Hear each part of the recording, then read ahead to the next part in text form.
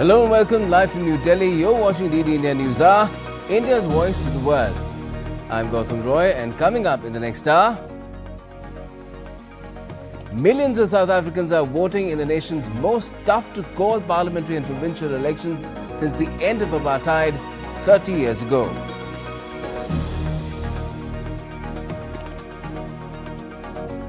It's the penultimate day of campaigning in India's seventh and last phase of polling. Leaders ranging from Prime Minister Modi to Congress Chief Kharge are busy drumming up support among voters.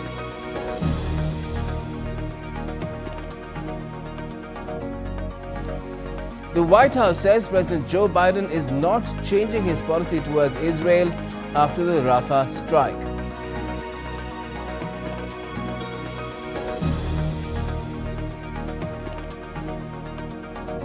And large swathes of India remain in the grip of an unprecedented heat wave, with temperatures soaring beyond 50 degrees Celsius in parts of Rajasthan. A red alert has been issued in the region.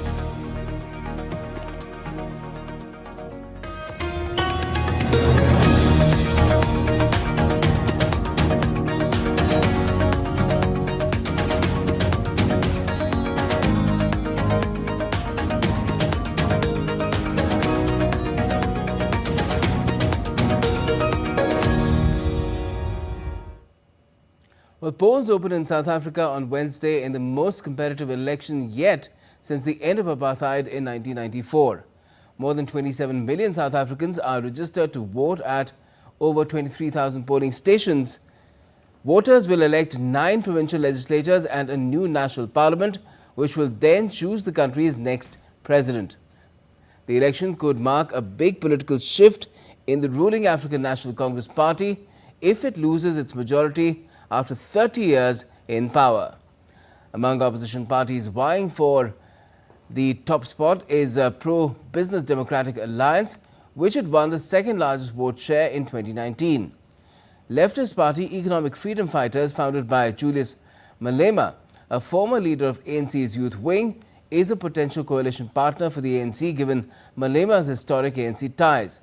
Meanwhile, former President Jacob Zuma is backing a new party called the Umkhonto we Sizwe, which is MK.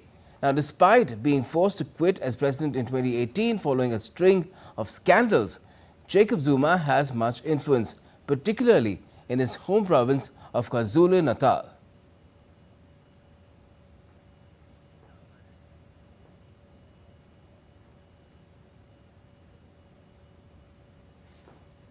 And DD India's Isaac Lukando is joining us from Johannesburg in South Africa for more on this. Good afternoon to you, Isaac.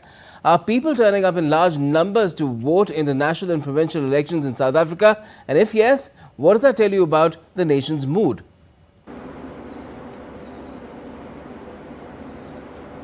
Well, I'm out here in Sandton in Johannesburg, one of the more affluent neighborhoods. And here the numbers seem to be telling of a story that is a bit encouraging. There are about 1,900 people at this particular voting station. People have been turning out since 7 a.m. when the polls opened here. It's about 4 hours later, 4.5 hours to be precise, and people seem to be still coming in. So that's a good sign. But overall in the country, especially when it comes to young people, it's a bit challenging because the 18 to 30-year-olds in this country form at least half of the nation's population, and unfortunately only 18% have registered. There's a lot of voter apathy. So in terms of the general mood, a lot of people, at least some of them that we've spoken to, seem to have given up on voting and the possibility of change for them amidst all the challenges that they have reported to be experiencing. All right, Isaac, and I believe the polling will be on till 9 p.m, so there's quite a few hours still to go. Now, by when will we know about the people's verdict?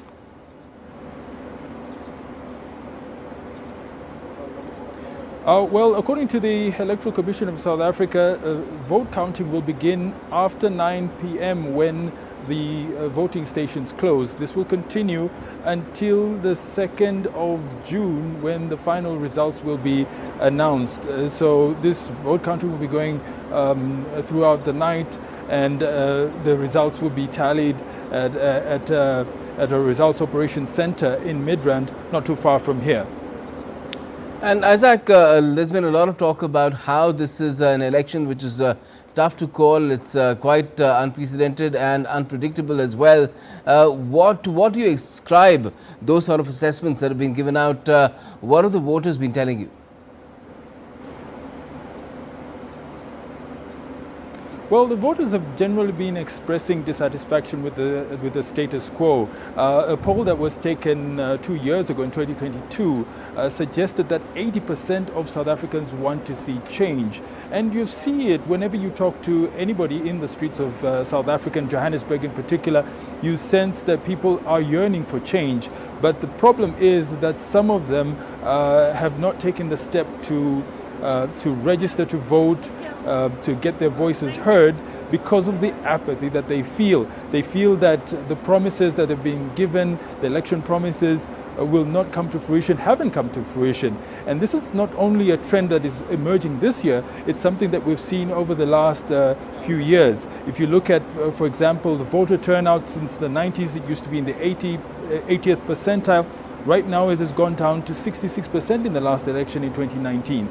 So you can see that there's a lot of apathy, and unfortunately this is what is defining this particular election. Because of the differences of opinion, it might split the vote that would have gone to the ANC. And so it remains to be seen just how the African National Congress, the ruling party here, will fare after this election. All right, let's leave it there at the moment and see if some sort of a change does still come about, despite the kind of levels of apathy that you've been mentioning. Perhaps not an outright change, but at least a change in some degrees, with a coalition being forced upon the ANC. That is what all the assessments have been talking about. We'll have to wait and see till about the 2nd of June. Thanks a lot for joining us with that update, Isaac Lukando from Johannesburg. Let's now get to the latest on the world's largest election which is taking place in India.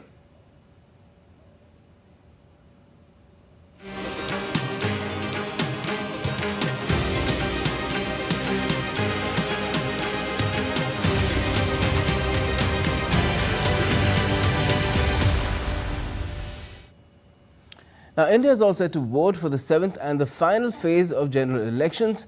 57 seats across 8 states and union territories will be voting on the 1st of June. The fate of 904 candidates will be decided in this particular phase. 13 seats each in Uttar Pradesh and Punjab, 9 in West Bengal, 8 in Bihar, 6 in Odisha, 4 in Himachal Pradesh, 3 in Jharkhand and 1 seat in the union territory of Chandigarh will go to polls in the 7th phase. Now, the campaigning for the final phase of the Lok Sabha elections in India has reached its peak, with just 3 days left for polling and 1 for campaigning. Senior BJP leader and Prime Minister Narendra Modi held a public rally in Mathurapur in West Bengal. Prime Minister Modi said that the TMC, which is the ruling party in West Bengal, is openly violating the ideals of the Indian Constitution. TMC granted OBC status to the entire Muslim community in the state, thereby transferring reservations meant for scheduled caste, scheduled tribes and OBCs to Muslims. Another BJP leader and Home Minister Amit Shah held a rally in Uttar Pradesh's Maharajganj and Deoria. Slamming the opposition, he said that Rahul Gandhi and Akhilesh Yadav will hold a press conference on the 4th of June and say that they lost the elections due to faulty EVMs. BJP President JP Nadda will be campaigning in the eastern Indian states of Jharkhand and West Bengal today as well.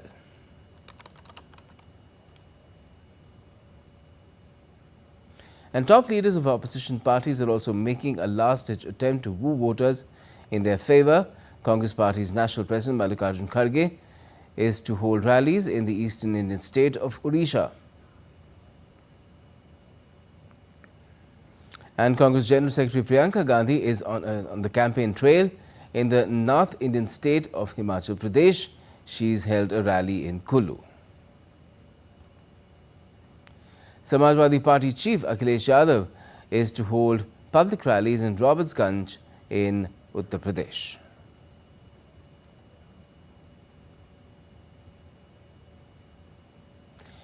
And joining us live to talk about the situation in Uttar Pradesh's Varanasi is DD India's Deepika Mahato.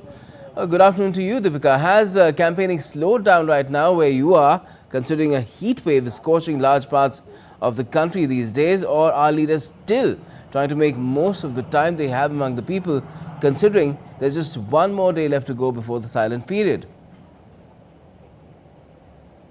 Good afternoon, Gautam. The temperature here on records on papers is 48 degrees Celsius right now, and it almost feels like 51, 52 degrees Celsius. You can see the streets behind me, they are almost empty, and on this very particular lane inside one of the houses, a BJP meeting is going on. Now, what the parties have started doing right now in the peak hours of the afternoon, they've started conducting meetings and no rallies are taking place right now, but public meetings are happening inside either houses or inside either Gurudwaras, because this is really hot over here in Varanasi at this current point of time. Both the parties have done few of their rallies in the first half of the morning, that is till 12 p.m. But after that, all of them are now trying to put and organize all the meetings, all the rallies and all sort of internal discussions either on Zoom calls or holding it inside the houses or any of the offices, particular offices. Now, as the temperature soars, we've heard from other leaders also that they say that they've been continuously campaigning. We had a word with Ravi Kishan yesterday, who is the candidate of Gorakhpur. We also had a word with the Congress candidate of this particular place, Varanasi, and all of them say that they've been campaigning round the clock. And not only this, the current Prime Minister Narendra Modi is also holding back-to-back rallies. We just showed in our reports also that West Bengal is also witnessing few rallies from all the parties. So all the parties are doing round-the-clock campaigning, and now on the basis of that, they are also appealing the voters to please come on the final day, on the last phase, on the 1st of June in the last phase, and vote in large numbers, because indeed it is really hot and people are sweating who are right now on the streets, but still they've requested everyone to come out in large numbers and exercise their vote, at least in the first half of the day, so that they can avoid the peak sunny hours of the afternoon, Gautam. Yeah, makes sense to be making that appeal to people to come out as early as possible, start the day, in fact, before Jalpan, as they say, or breakfast, Matadan. That is what will make sense on the 1st of June, which is the final phase, the last 7th phase of voting in the country. You take care, Deepika. It's pretty hot out there, so stay hydrated, stay in the shade, and take care of the team members that you have with you as well. Thanks for joining us. Now, as India goes to polls for the final phase, Punjab braces itself for general elections on the 1st of June. With political fervour reaching its peak, voters eagerly await their turn to cast their ballots in what promises to be a pivotal moment in the state's political landscape and history. DD India's Amritpal Singh reports from the state. As Punjab heads for polls, it's embroiled in a four-cornered electoral battle on almost all of the 13 Lok Sabha seats in the border state.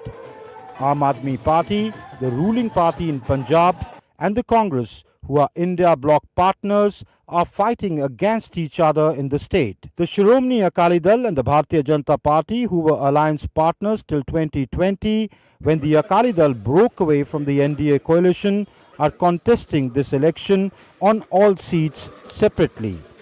The Bahujan Samaj Party is also for the first time contesting alone on all seats in the state. There are 4-corner or 5-corner contests on almost on all the 13 seats.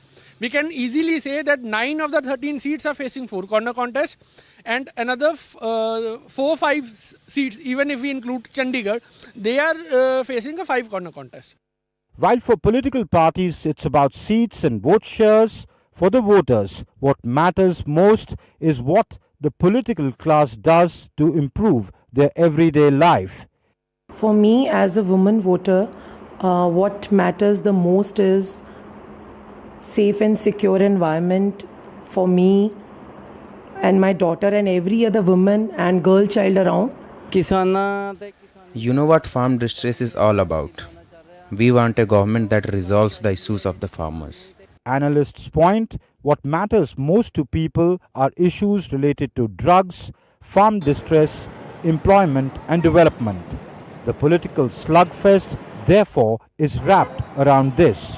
For the Congress, the challenge is to maintain its stellar performance of 2019, where it got 8 out of the 13 seats in Punjab.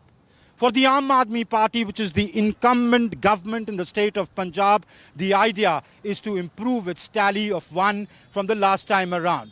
For the Akali Dal, it is a fight for relevance in state politics of Punjab, and the BJP would want to get at least 1 seat in its kitty, if not Gurdaspur or Hoshiarpur, at least Jalandhar. With cameraman Manmohan Singh, this is Amritpal Singh for DD India in Sahibzada Ajit Singh Nagar, Punjab. So an unpredictable situation in Punjab as well. We're taking a quick break at this point, but still to come on DD India News Hour. The Ukrainian military shoots down 13 out of 14 drones launched by Russia in an overnight attack on 3 regions.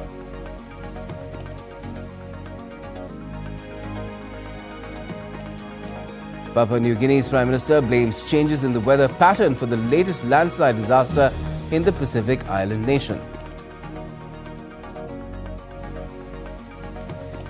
And Thailand's former Prime Minister Thaksin Shinawatra is to face charges related to insulting the monarchy.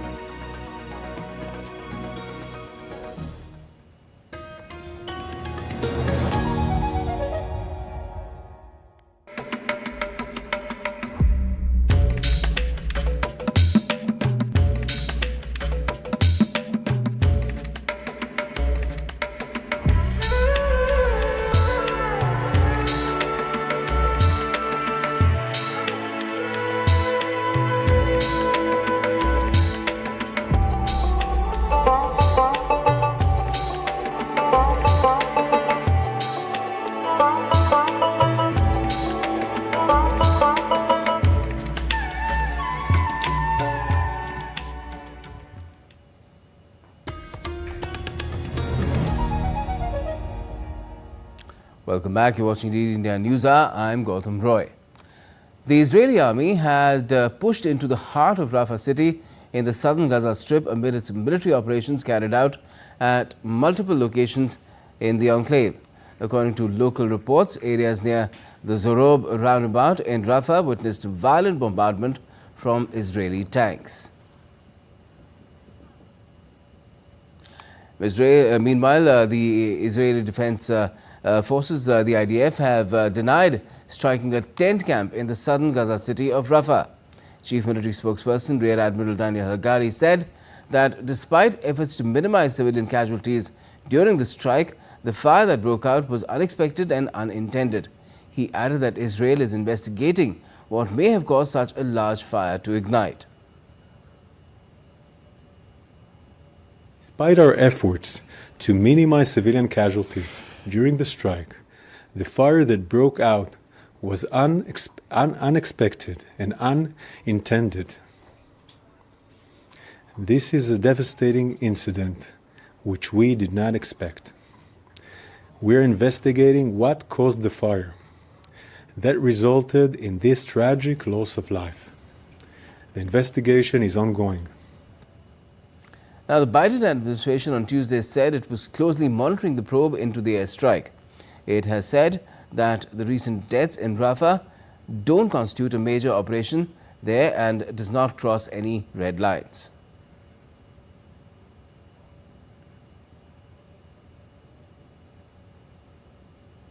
There's still hundreds of thousands that are still in Rafah, that are still in danger. And we still have not seen a plan to take care of their safety and security, which is why nothing's changed about our view that we don't want to see a major ground operation in Rafah that puts those people at greater risk.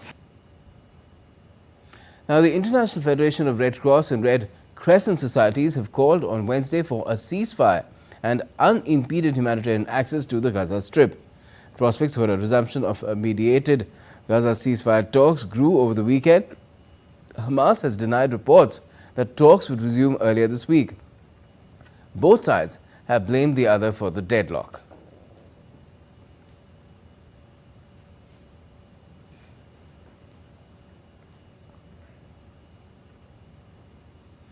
And joining us live from Tel Aviv to get us the latest on the situation on the ground is DD India's Sarah Coates. Good afternoon to you, Sarah. Now, where do things stand where Israel's moves in Rafah are concerned? There's intense focus on what it does there, considering all that has happened over the last few days. So, is proceed with caution the operative mode, or are things a little different? Certainly intense focus on the ground in the southern part of the Gaza Strip. People say that the situation is worsening by the hour amid heavy airstrikes and the Israeli military moving deeper into the city of Rafah. Now we have pictures coming out of terrified people fleeing, although they say they simply have no place to go. We've also heard from the World Health Organization with its director, Tedros Adhanom Ghebreyesus, saying that out of all the hospitals in the Gaza Strip, only a third of them are working at any kind of capacity, while also the Palestinian Red Crescent has also announced earlier this morning that its field hospital that was set up in the humanitarian zone of Al-Mawasi, which is in the west of Rafah, has now had to relocate due to intense bombing, intense shelling. So certainly a very concerning situation for people right across the Strip. But of course, we do need to remember that many of these residents have actually relocated down to these southern areas. And this is the area that the Israeli military is really focusing on right now. We've heard time and time again from the Israeli establishment that this is an area that the IDF needs to get into. It says it believes the remaining 4 Hamas battalions are actually stationed there, and potentially some of these 120 Israeli hostages may be hidden there, and that's its reasoning for having to go down into Rafah. All right. Now, is there any update on the probe that Israel launched into the Rafah strike? Because the US, although saying that it does not favor any major movement into Rafah, a major operation, it's saying that so far its red lines have not been crossed.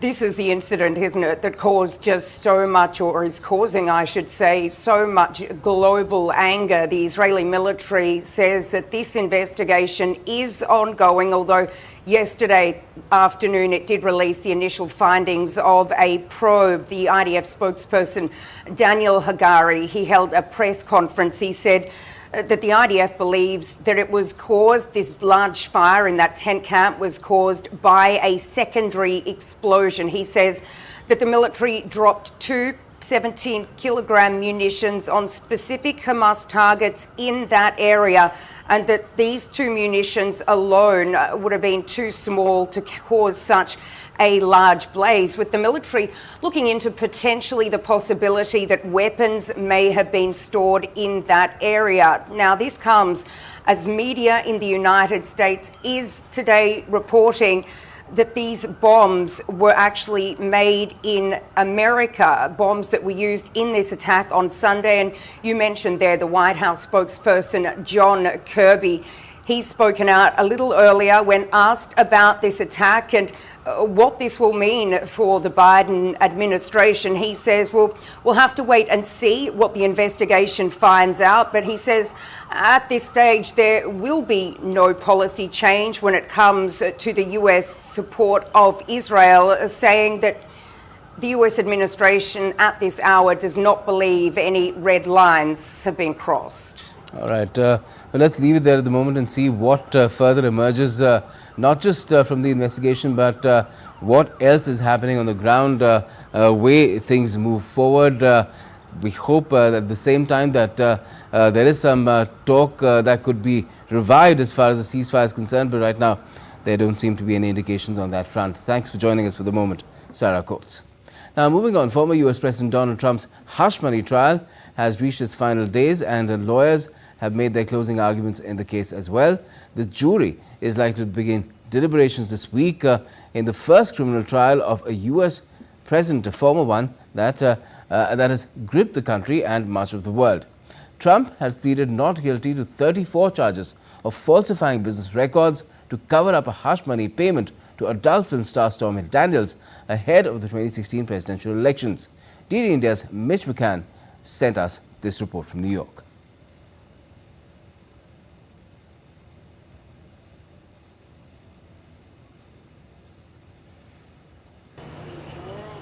It's the role of defence lawyers to go first in the closing arguments of a criminal case here in New York, and we heard first from Todd Blanche, Donald Trump's lawyer, in court.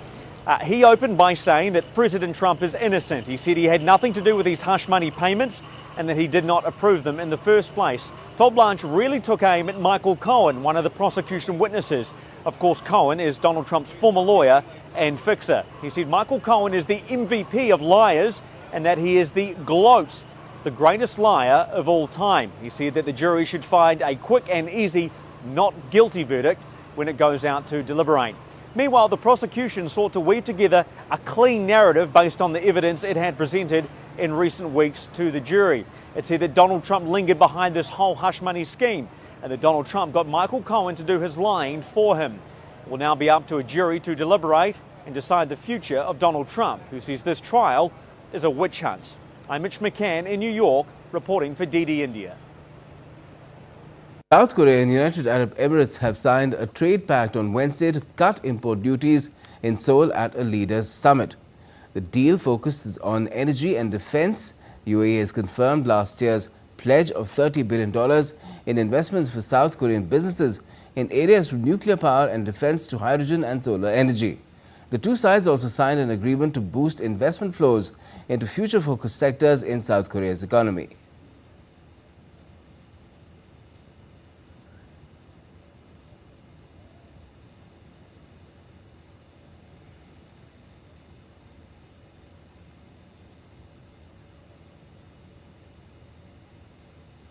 And joining us for more details in the South Korea-UAE trade deal is Chris Gilbert from Tokyo. Good afternoon to you, Chris. How significant is this trade deal for both the nations and the regions that they occupy on the globe? Well, as we know, the UAE certainly has a fair amount of investment capital to splash around, and it's a very big deal for South Korea as well.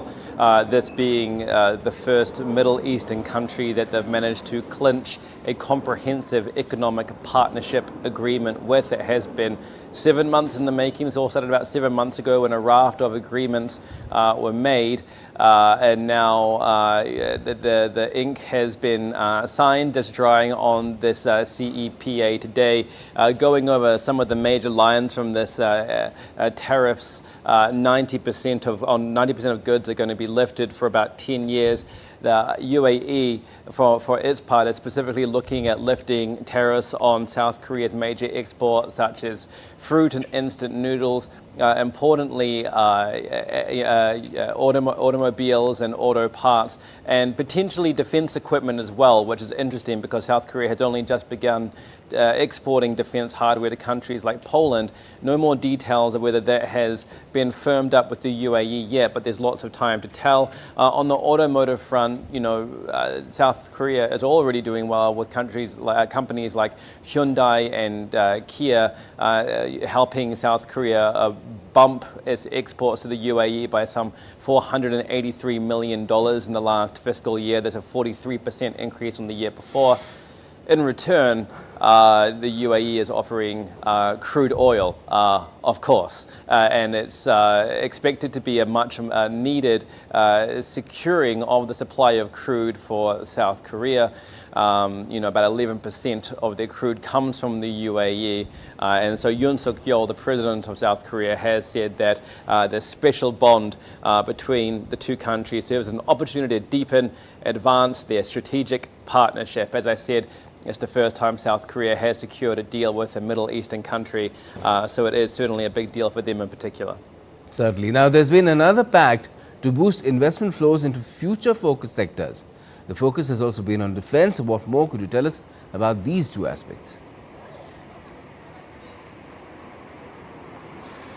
Yeah, the language in the joint statement is extremely vague, almost jargony, you could say. But what I can say is that the Finance Ministry of South Korea has inked a memorandum of understanding with an absolutely huge UAE investment firm called Mubadala for future-oriented projects. They want to support Mubadala's efforts to explore, quote, new investment opportunities in the country, looking at the supply chain security, digital and biotechnology to help, quote, as you mentioned, future-orientated economic cooperation. So it is a bit jargony, but I can tell you that if you have a look at Mubadala's portfolio around the world, they are known to invest in spyware, neuroscience, defense, and semiconductors. They also own about a 7% share in the Carlyle Group. And so, you know, this is somewhat of an exciting time for South Korea to be competing alongside its neighbors in Japan here, with Taiwan in the field of semiconductors, but also electric vehicles as well. To have this kind of investment from this scale of company, along with the CEPA with the UAE coming into reality. All right. Well, let's hope that they move forward in this sort of a cooperation that they have pledged with each other and enrich both these regions. Thanks a lot for joining us for the moment, Chris. Now, South Korea has advised the residents living close to the North Korean border to remain vigilant after media sources claim to have found over 90 balloons carrying various objects including trash and excrement. More than 90 balloons had been detected by Wednesday, with some landing on the ground while others still in the air. They urged people to report to the military or the police about these landings. Earlier on Sunday, North Korea's Vice Defense Minister issued a statement vowing to exercise strong power of self-defense and warned to send mounds of waste paper and filth to the south in retaliation for it sending dirty things by air to the north. For years, South Korean activists have sent balloons to North Korea carrying leaflets criticizing its leaders. And let's take a look at some of the other updates that are making news around the world. In a shocking setback, former Thai Prime Minister Thaksin Shinawatra will be indicted for allegedly insulting the monarchy. Thailand's Attorney General has confirmed this update. The complaint against Shinawatra is based on an interview to a foreign media source in 2015. Activists and protesters gathered in front of the government warehouses to demand release of food aid for soup kitchens. The supply was stopped since Milei's presidentship in December, claiming that the storage was reserved for emergencies and catastrophes in Argentina. After Argentina and Cuba, Colombia's Congress banned bullfighting on Tuesday. The bill that got 93 votes in favor was cleared after 7 years of failed attempts to prohibit this activity. Despite demonstrations against the bill, animal activists call it a peaceful decision. And still to come on DD India News Hour. A bridge collapses on the route to landslide site in Papua New Guinea. Unstable terrain creates challenges in aid efforts.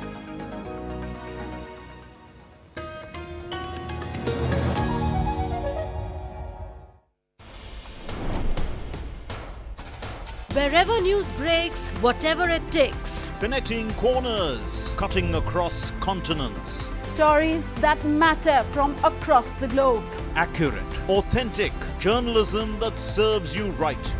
From politics to glamour, from sports to world affairs, with a fusion of aesthetics and substance. Introducing news in a new avatar. Experience the world through a new lens. Stay tuned to DD India for an exciting journey.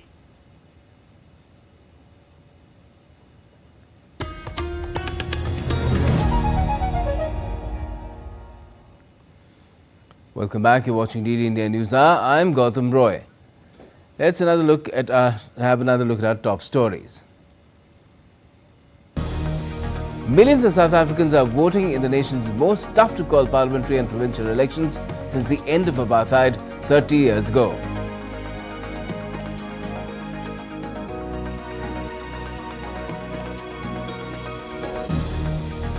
It's the penultimate day of campaigning in India's 7th and last phase of polling. Leaders ranging from Prime Minister Modi to Congress Chief Kharge are busy drumming up support among voters.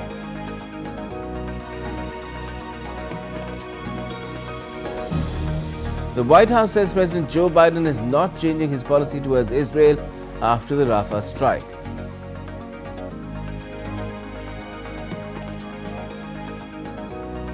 And large swathes of India remain in the grip of an unprecedented heat wave, with temperatures soaring beyond 50 degrees Celsius in parts of Rajasthan. A red alert has been issued in the region.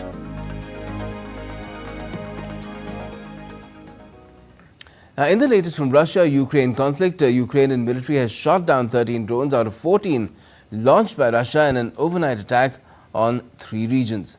The attacks triggered a defense mechanism that cut power to some localities.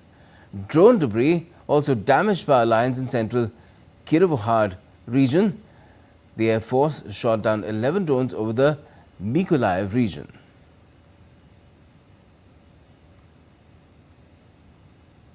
Sweden will send military aid worth $1.3 billion to Ukraine, its biggest package so far, to aid the conflict against Russia. Swedish Defense Minister said the package would, among other things, help strengthen the Ukrainian air defense and included Saab's airborne surveillance and control 890 aircraft. The Swedish government said last week it had agreed on additional military support to Ukraine totaling $7 billion over 3 years. U.S. Secretary of State Antony Blinken is visiting Moldova on Wednesday. Blinken will land in the Moldovan capital of Chisinau, where he will meet President Maia Sandu and other senior officials. He'll aim to solidify Western support for Ukraine across NATO allies and neighboring countries amid Western alarm over Russian gains. The U.S. top diplomat's trip comes as Ukraine is trying to fend off intensifying Russian attacks in the east.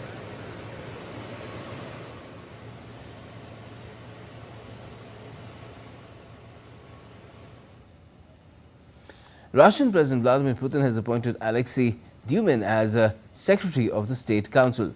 Dumin was an aide and former bodyguard. After being re-elected for another 6-year term earlier this year, Putin made Dumin an aide specializing in defense industry.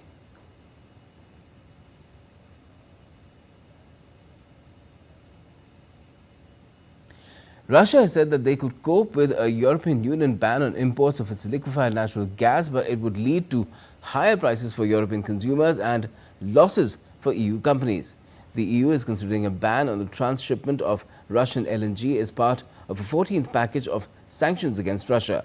The new sanctions also prohibit EU ports from handling Russian liquid gas shipments to non-EU states, as well as tighten existing EU restrictions on Russian aviation and on imports of Russian helium and assorted materials. French President Emmanuel Macron and Germany's Olaf Scholz held a joint Franco-German cabinet meeting in Grancy, a town in Germany, on Tuesday. The leaders said Ukraine should be allowed to hit military sites inside Russia from which missiles were being fired at Ukrainian territory, but not other targets. They added as long as Ukraine respected the conditions given by countries that supplied the weapons, it was allowed to defend itself. Earlier, Russia's Putin warned the West and said by proposing to let Ukraine use Western-supplied weapons to strike inside Russia could trigger a global conflict.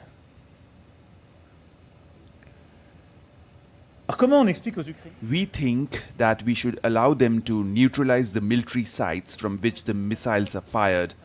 The missiles and basically the military sites from which Ukraine is attacked. But we must not allow them to hit other targets in Russia. Obviously, civilian capabilities or other military targets. Les sites militaires, d'où sont tirés? All right, we've got DD India's Megumi Lim joining us for the latest from Kyiv.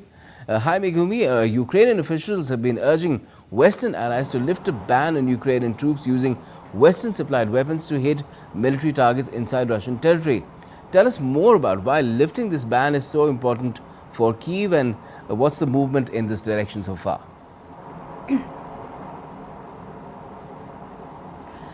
Well, Ukrainian officials and also Western analysts have been saying that Russia's ground incursion into Ukraine's northeast Kharkiv region about 2 weeks ago was made more possible and was done more easily because Ukraine was not allowed to use Western supplied weapons to strike the buildup of Russian military hardware and troops just across the border. Now, Ukraine does have its own long-range, locally made long-range drones that it has been using to strike at targets inside Russian territories, flying reportedly as far as 1,800 kilometers. But the difference is that the explosives that these drones can carry are just not as powerful as a warhead a missile can carry. This is why Ukraine has been urging Western countries to lift this ban on using their weapons to strike against military targets inside Russia. Russian forces have also been able to carry out devastating attacks in cities like Kharkiv, which is located about 30 kilometers from the Russian border. Over the past week, we've seen these attacks being carried out. Just a few days ago, one of Ukraine's largest printing factories was destroyed by Russian attacks. And also a few days ago, a large hypermarket in Kharkiv was hit by Russian-guided bombs, killing at least 19 people. This has prompted President Zelensky to again step up his calls for the lifting of this ban. And as you mentioned earlier, even Western leaders have also been stepping up their calls to lift this ban on using their weapons against Russian territory. As you mentioned, French President Emmanuel Macron and German Chancellor Olaf Scholz said that Ukraine should be allowed to use these weapons to strike only at military targets inside Russia that are used to launch missiles at Ukraine, but clarified that they should not be allowed to strike other military targets and also civilian targets. All right. Now, President Zelensky has secured more military aid from Western countries and signed 2 more bilateral security agreements this week as well. Will this help Ukrainian troops repel further Russian advances in the east? That's right. President Zelensky signed a bilateral security agreement, 10-year-long bilateral security agreements with Belgium and Spain, but also actually one more country, Portugal, which is the 12th country to sign the security pact with Ukraine. Now, Belgium has pledged $1 billion in military aid for Ukraine in the year 2024. Now, the more of these security pacts being signed, of course, will help Ukraine because they will be able to plan ahead, to strategize, knowing how much more military aid they will be receiving in the near future. Now, Belgium has also pledged 30 F-16 fighter jets to be sent to Ukraine by the year 2028. The first batch is reportedly going to arrive in Ukraine this year. Other countries like Denmark, Norway, and Netherlands have also pledged F-16 jets, which they have said will be arriving very, very soon. And Kiev is hopeful that these jets will help push Russian aircrafts farther away from the front lines, but also will help in hunting down, shooting down more missiles launched by Russia. Now, Spain has also pledged more air defense missiles for Ukraine, which President Zelensky said will be useful in defending against, he said, the approximately 3,000 bombs that Russia has been launching every month. But Zelensky also said that Ukraine still urgently needs more Patriot air defense systems. He said specifically 7 more Patriot systems to defend against Russian attacks, not only on Ukrainian positions, but also civilian areas. As I mentioned earlier, Russia has been stepping up its attacks against Ukrainian cities using especially glide bombs. These are Soviet-era glide bombs that weigh about a ton. They're extremely devastating. Their precision-guided systems allow them to hit their targets pretty accurately. Okay. And they currently they're able to completely destroy targets, leaving a massive crater in its wake. And President Zelensky has said that these glide bombs will be most effectively shot down and intercepted with Patriot systems. All right, Megumi. Well, let's see what happens as far as these needs of Ukraine are concerned. Thanks a lot for joining us for the time being. Now, let's go to take you to Asia Pacific. Singapore's Transport Ministry on Wednesday revealed preliminary findings of an investigation into a Singapore Airlines flight that was hit by severe turbulence last week. The report showed that a rapid change in gravitational force and a 54-meter altitude drop caused the injuries. One passenger died of a suspected heart attack and dozens were injured after the flight flying from London to Singapore encountered a sudden extreme turbulence while flying over Myanmar. The ministry said the investigation remains ongoing.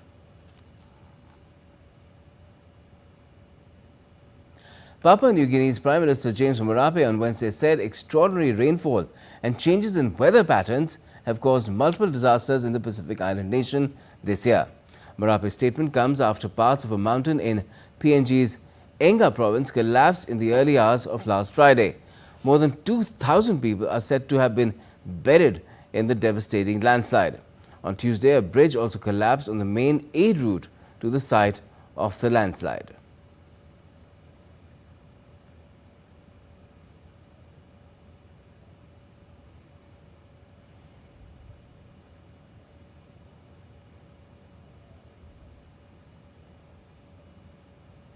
When you talk about changing weather patterns in India, the country is witnessing extreme heat across the north. Severe heat wave has gripped the northern states of Delhi, Punjab, Haryana, Uttar Pradesh and Rajasthan for the past few days. Even in the east towards Odisha, the heat is unbearable.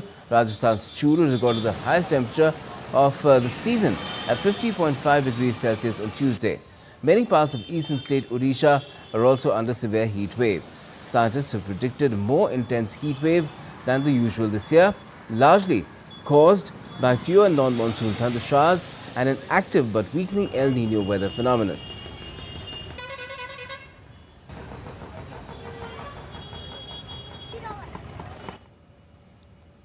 And while northern India reels under scorching heat, south and central India are witnessing incessant summer rains. India's Met Department has issued an orange alert for 7 districts including Thiruvananthapuram, Ernakulam and Kottayam.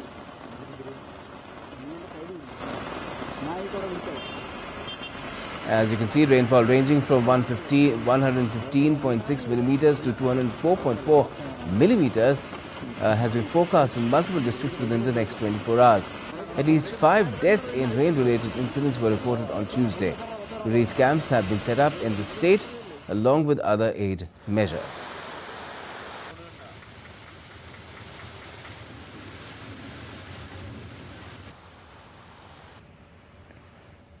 And according to IMD Director General Dr. M. Mahapatra, severe heat wave is also due to a combination of factors including the earlier El Nino effect, an anticyclonic circulation and monsoon which is expected to arrive in India within the next 24 hours.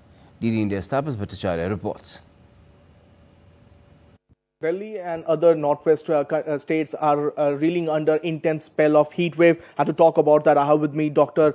M. Mahapatra, the Director General of IMD. Sir, we're seeing a red warning, red color warning, orange color warning out here in the northwest part of the country. Give us a brief idea. When can we expect a respite from that, and why, in particularly this year, we are seeing such a surge in intense heat? We have given red color and orange color warning for many parts of northwest India and adjacent areas. In these areas, heat wave to severe heat wave conditions are prevailing, which commenced around 16th of May over West Rajasthan and gradually expanded to over the entire areas. But from today onwards, a western disturbance is approaching towards northwest India.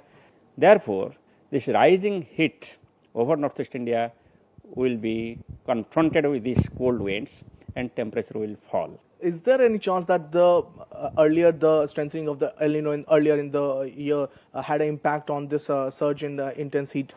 Yeah, this was the El Nino year, and during El Nino year, climatologically we experienced more heat wave days over northwest India, and that could be one of the large-scale reason for the occurrence of longer spell over northwest India. But in addition to that, during this period, there was subsidence of air. That means air was moving from the middle troposphere towards the ground, which results in compression of air and hence the warming. And at the same time, there was no western disturbance after May 15 affecting northwest India.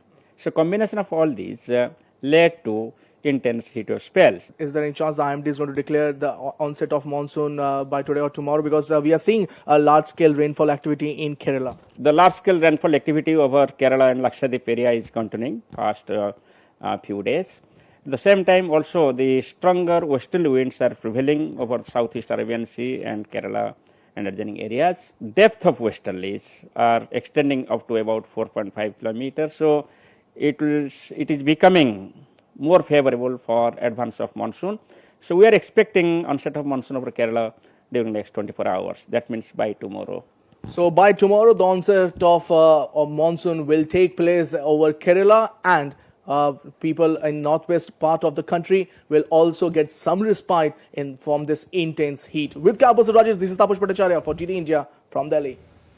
So good tidings coming a large part of India's way. Thanks to you, Tapas Bhattacharya, joining us live now from, I believe, the Indian Met Department's office as well. Tapas, just tell us to what extent will there be this respite, because now we're looking at 50 and 50 degrees plus in places like Rajasthan, even in Delhi and a couple of areas nearing 50 degrees Celsius. So how much will the temperature come down? 5 degrees, 10 degrees, lower, further lower? It's not going to happen, but definitely there will be some sort of a decrease, especially at least a 5 degree Celsius is what we can think about. Just a couple of points that I'm trying to make here. A, there will be a western disturbance on the Himalayan region, although the impact will not be felt as much as it should have. Because with the onset of monsoon, and there is an easterly wind that's coming in from the Bay of Bengal, the movement of this particular now western disturbance generally goes towards the northern plains. So you might not have the same impact that you have probably on the northwest plain as one would have wanted. But apart from that, you also have winds coming in from the Arabian Sea that will also have a major bearing on the weather pattern in the northwest part of the country. So we believe that the temperature will come down. There might be some dust storm activity also in the next couple of days, but we do not see much of rainfall activity, and that is probably a cause of concern. Although we believe that with the wind picking up speed, the kind of heat that is currently going on, loo, that is quite prevalent in as it's called in the northwest part of the country, that will subside a lot. So in that sense, it will give a lot of respite to the people, especially on roadside who are working, people who are going for their work, daily chorus. So that will help them a lot. But apart from that, one doesn't see much of a rainfall activity in the next couple of days. Now, for the later half of the year, let's say part of the country, Kerala will already, which is having a lot of rainfall activity, we will see such kind of the onset of monsoon coming up. In fact, IMD has already issued release saying that in the next 24 hours monsoon will arrive. They might just announce that tomorrow in the morning. So we are waiting for that. But breaking news that is from the Met Department, there are two: A, respite for people in the northwest part of the country; B, the onset of the monsoon in Kerala. That's going sounds to be great. Sounds great. Tapas, let's hope that the onset of the monsoon is also swift, so that the relief for the northern parts of the country is also felt in a far more tangible manner than you're saying it will be in the short run. Thanks for joining us for the time being. Now, India proudly stands as a leading contributor to UN peacekeeping, showcasing India's unwavering commitment to global peace and security. India's permanent representative to the United Nations, Ruchira Kamboj, has lauded Major Radhika Sen of the Indian Army, who served as a UN peacekeeper.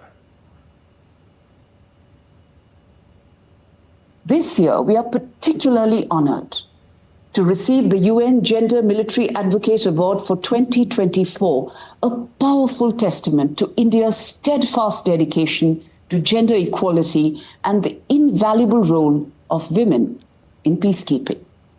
We hence proudly celebrate Major Radhika Sen, whose exemplary service and leadership have earned her this distinguished award. Congratulations, Radhika. And now it's time to get you some sporting updates as well.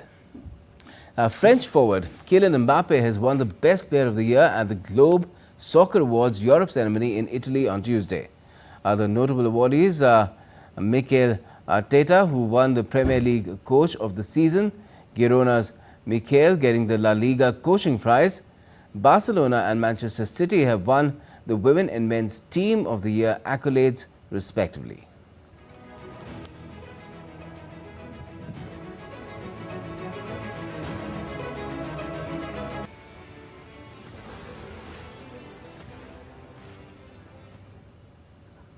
Indian mountaineer Satyadeep Gupta has scripted history by becoming the first person to scale Mount Everest and Mount Lhotse twice in one season and the first Indian to traverse the two peaks in 11 hours and 15 minutes.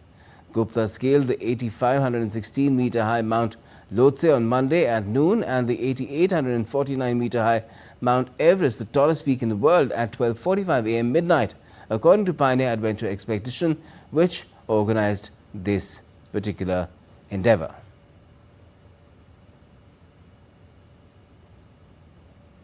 And that's all we have for this edition of DD India News Hour. Do let us know your thoughts on the news of the day. And for those on the go, you can get all the latest news and updates from India and across the world on DD India's mobile app. The app is available on both Android and iOS platforms. You can scan the QR code that is there on the screen right now to download the app now. And we'll be back with more news and updates as they break here on DD India. I'm Gautam Roy, and from all of us here in Delhi, thanks for watching DD India News Hour.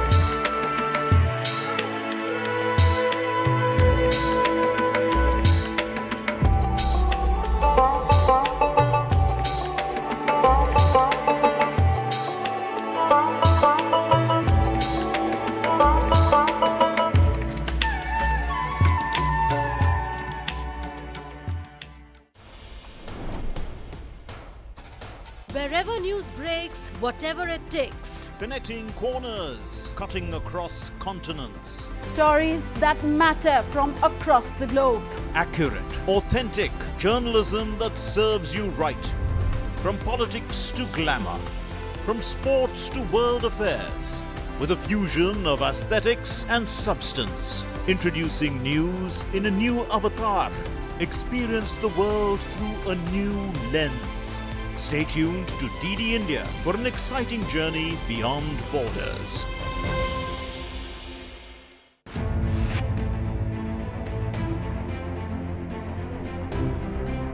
India is the largest democracy in the world, and in the true sense of democracy, voter is the king.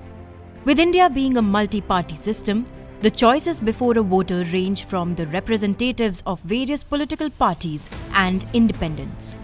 But if none appeals, he or she can register that choice too, the option of none of the above or NOTA.